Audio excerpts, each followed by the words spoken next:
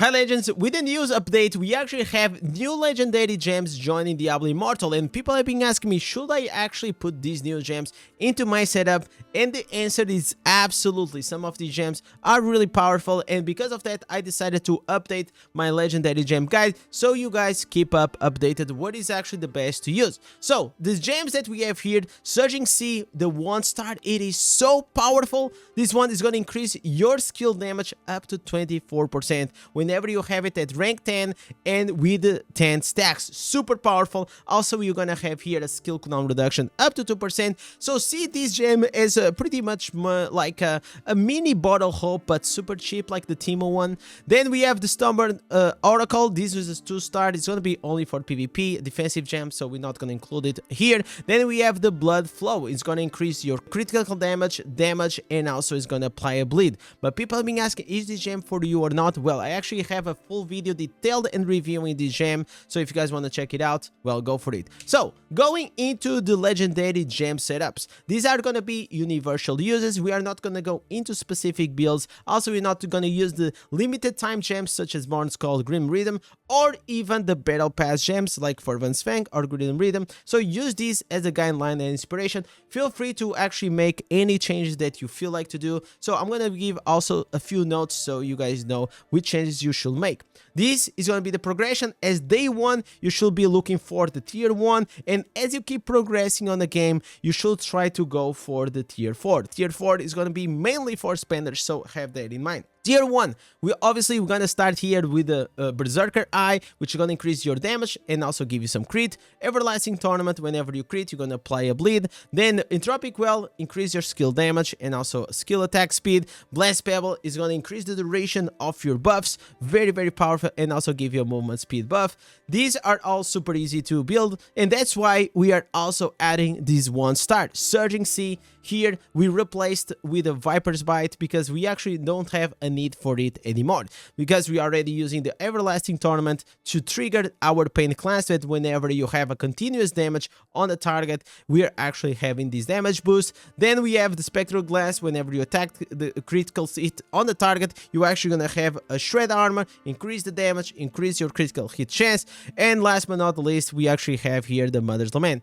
So this is more or less how this legendary gem guide tier 1 is going to look like. Berserker, Everlasting Torment, Tropic Well, Blast Pebble, Surging Sea, Mother's Lament, Pain Clasp, and Spectral Glass. Very easy to build for early on because we are not even using any 5-stars, and also we are going for the maximum number of 1-stars, so you can try to push them to rank 4 to awaken your slots. So have in mind, having awakened slots is very important early on for new players. And if you have a dash class, for example Tempest, or even using like the Blood Knight or something like that, you can go, and if you want more damage, if you feel like you don't need more beneficial factoration, replace the Blast Pebble with the Avoc Bearer, or even the Everlasting Tournament if you have bleeds on or poisons on your build, so you can still proc the Pain Clasp. Have that in mind. You always need to have a damage over time on the target to trigger the Pain Clasp.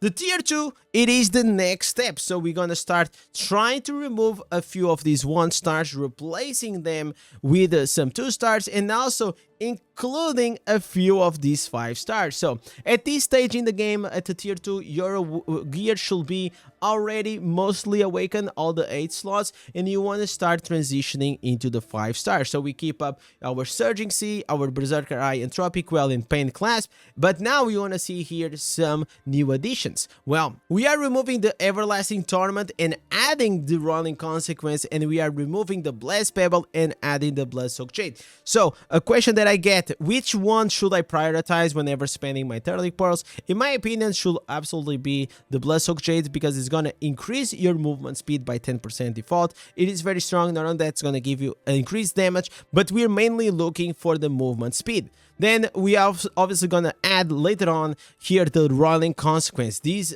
is an absolutely golden gem. It's probably one of the best gems in the game because it's going to increase your crit, but during this crit buff, you're actually going to have also explosions, adding burning, and whenever you actually are attacking a burning enemy, you actually going to start having even more crit on the target. And because we are applying burning, we're actually triggering here our Pain Clasp, so we don't need anything else. Now, here is how the tier 2 setup looks like. It's gonna be Berserker Eye, Entropic Well, and Surging Sea. Then we are using the Mother's Lament, Pain Clasp, and Spectral Glass. So we are using 3 1 stars and 3 2 stars, and then we have the first new 2 stars, the Rolling Consequence, and the Blood Soaked Jade. These are very powerful. The first transition, these two are golden. So at this stage, your 1 and 2 stars should be around like rank 6 or rank 8 if you can, and your 5 stars, you should try to get them to rank 4. So obviously you want to awaken your slots at rank 4 because they're gonna give you some beneficials, you know, increase damage or increase cooldown reduction. If you're a dash class, try to remove here the Entropic Well for the Avoc's Bearer because it's just gonna give you more power. Morn Skull, Crimson, and Fervent Fangs, all of these powerful gems can actually also replace the Entropic Well or the Surging Sea. And for PvP, you want to actually replace your Berserker Eye because it has a 5% damage taken, and you want to replace it with the Everlasting Torment that you already have built. If you do not have the Rolling Consequence, you need to have or a Viper's Bite or an Everlasting Torment, because have in mind, you need it to trigger and also use the Pain Clasp, because if you don't have any damage over time, you're actually not going to trigger it. Then we move on here to the tier 3. Now every slot should be awakened. You are already at the end game. So your setup should look something like this. Berserker Eye, still, man, until today, it is still a godly gem. This is going to increase your damage by 16% all the time and 2% crit. Pain Clasp is going to increase your damage. Spectral Glass damage, and then we have the Mother's Lament with the crit. So we keep these, but now we are adding 2 more 5 stars into the mix, which is the Colossus Engines, which is going to give you a buff. You're going to become huge, so it's really fun to actually use. It's going to become faster. Also, it's going to increase your skill damage, plus it's going to increase the skill range of your skills, and for PvP, it's going to give you some immunity to knockback. So overall, this is one of my favorite gems to use, definitely S tier. Then we are adding the Bottle Hope, which is gonna increase your damage, your movement speed as a buff, and also it's super important, it's gonna give you here the skill cooldown reduction decrease, so you keep up your spells always 100% uptime. And obviously we stay here with the Rolling Consequence for crit and the Blood Soaked Jade for movement speed and damage. So it's gonna look more or less like this, the tier 3. This is more or less as a free-to-play after 1 year where I'm at. So it's actually perfectly reachable. Before you say, oh my god, this is such a pay to win. No. This is actually perfectly reachable with time and dedication and all these things. So Berserker Eye, Mother's Lament, Pain Clasp, Spectral Glass, the 1 and 2 stars of the setup, and then we start having like now 4 5 stars, which in my opinion they are the best 5 stars in the game at this current stage. You want to try to rank these up to rank 8 or rank 10 in the case of the 1 star. All your 5 stars should be at rank 4, because if you don't have the Awaken slot, they aren't like as good. Then replace your Berserker Eye for Morn Skull, Crimson, or even the Fervent Fang, because they're gonna be better additions to it. So I replace most of the times the Berserker Eye with a Morn Skull, especially if I'm gonna do dungeons. For PvP, you want to replace the Berserker Eye with the Entropic or Surging Sea or any of these other ones on top. And obviously, if you don't have Running Consequence that apply the burn, you need to put Viper's Bite, a Sweeping Bile, Everlasting Torment, something that's gonna add the damage over time, or maybe you have some damage over time on your build and you actually don't need it. Then the last one, the tier 4, this is the absolutely goated a pay-to-win whale setup. Okay, we are talking about here in my opinion, the best 4 gems in the game: Colossus, Bottle Hope, Rolling Consequence, and Blood Soaked Jade. But then we also are gonna add now 4 more to just make the ultimate high resonance 12k and the massive whale. So we are adding the gold firmament, which is gonna give you a buff that whenever you have this buff, you're actually gonna start blasting these wind blades. But it is very powerful because first it's gonna do a lot of damage, and also is gonna trigger the firestorm together here with the Rolling Consequence, which is gonna give some extra damage. Then we're gonna have the Wolf Heart. You're gonna have a buff whenever this buff is on. Every time that you attack 5 times the target, it's gonna increase the damage damage that it is. It's just like it's gonna give some extra damage. On top of that, it also gonna increase your attack speed and the attack speed of your allies. So it's always nice to have someone with Mother's Lament on the group. Now we have the new addition to this setup, which is the Blood Flow. This Blood Flow, you know, from my analysis, is very good, mainly for the whales, because you can rank them up, you know, like to rank 8, 9, 10, and then it can give you up to like 40% critical hit damage, 20% damage increase. Also, it can give you like 16% critical hit damage, and also it's gonna apply a bleed. So very good addition. We are removing the Starfire Shard from the last one. That's what we had here instead. The Starfire Shard, it is very good still for PvP, but for PvE, man, like it drops the meteors, then it burns the ground.